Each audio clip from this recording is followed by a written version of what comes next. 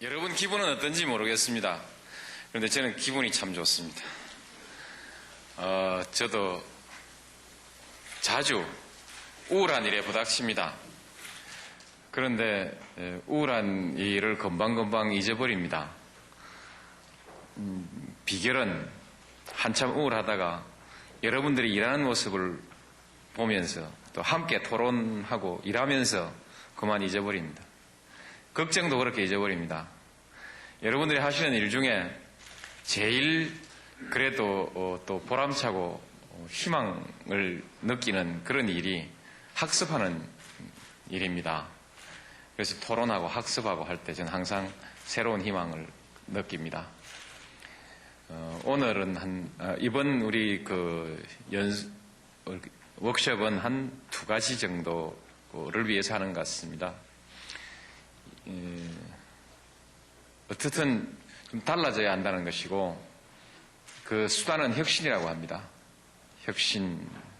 우리 국가가 혁신되어야 한다고 하는데, 우리 국가가 혁신되자면 공직사회가 먼저 혁신돼야 할 겁니다. 공직사회가 혁신되지 않고 우리 국가가 혁신되기를 기대하기 어려울 것입니다. 마침 잘못하면 앞서서 국가를 개혁하지 못하고 오히려 다른 분야는 개혁돼 가는데 뒤에서 걸림돌이 되고 발목 잡는 조직이 될 수도 있습니다. 그 점을 저는 매우 우려합니다. 그래서 우리가 혁신을 앞장서 이끌어 나가겠다는 목표를 달성하기 위해서는 우리 스스로 혁신해야 된다. 그렇게 생각합니다. 그래서 공직사회 혁신을 위해서 오늘 우리 모였습니다.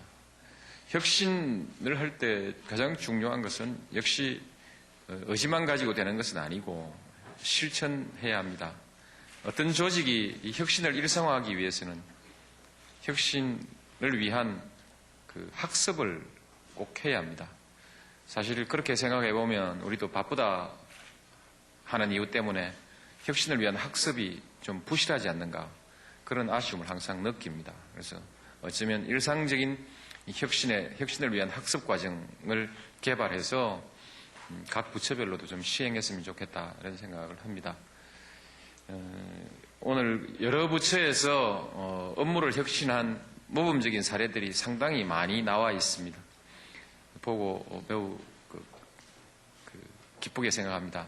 또 발전시켜 나갔으면 좋겠다 생각합니다. 그런데 학습 사례는 보고되어 있지 않습니다. 이 점을 오늘 좀 한번 같이 생각해 봤으면 좋겠습니다. 학습을 어떻게 할 것인가 중요하다고 생각합니다.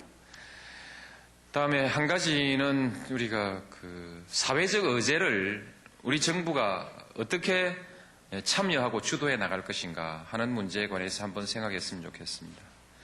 결국 우리 국가가 어디로 갈 것이냐, 이것을 정할 때 누가 함부로 혼자서 정할 수가 없습니다. 옛날엔 그렇게 했습니다만 이미 그것은 용납되지 않습니다. 그렇기 때문에 이제 국가의 진로를 결정하기 위해서 사회적 의제가 설정되고 의제를 중심으로 해서 토론하고 국민적 합의를 모아서 그래서 이제 방향을 향해 가게 됩니다. 근데 지금 우리 의제 설정 기능이 어디에 있는가? 국회에 있는가? 정부에 있는가? 아니면 시민사회에 있는가? 아니면 언론에 있는가?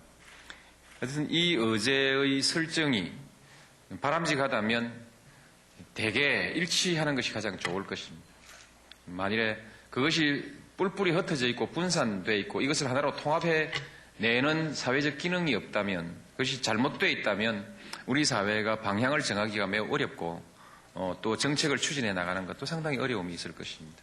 의제를 어떻게 설정하고 어떻게 통합시켜 나갈 것인가, 정부가 거기에서 어떤 기능을 해야 할 것인가. 정부는 어떻든 국가의 진로에 대해서 또 우리가 그날 해 나가야 될 정책 수행에 관해서 국민들로부터 수임을 받은 조직입니다.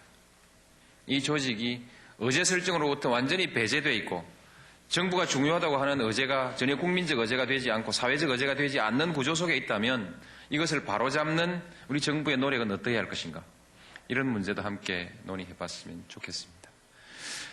지난날 87년 6월 항쟁이 있기 이전까지 적어도 정부 권력은 국가 권력으로서의 자율권을 가지고 있었습니다. 그것이 권위적인 것이었던 민주적인 것이었던 간에 정부가 결정하면 그 방향으로 갔습니다.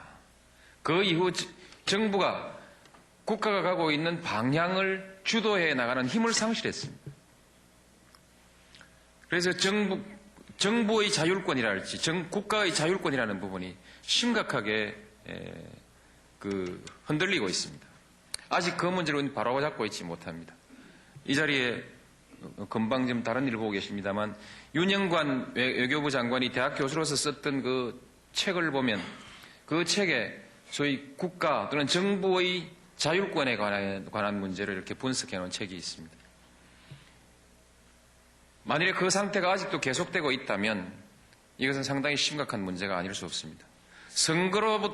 국민들의 선거에 의해서 선출된 국회가, 선출된 정부가 국정을 주도할 수 있는 힘을 상실하고 자율성을 상실하고 타율적으로 이끌려가고 있다면 선거의 기능, 민주주의의 기능과 구조 자체가 심각한 위기에 처해 있다고 말할 수 있는 것입니다.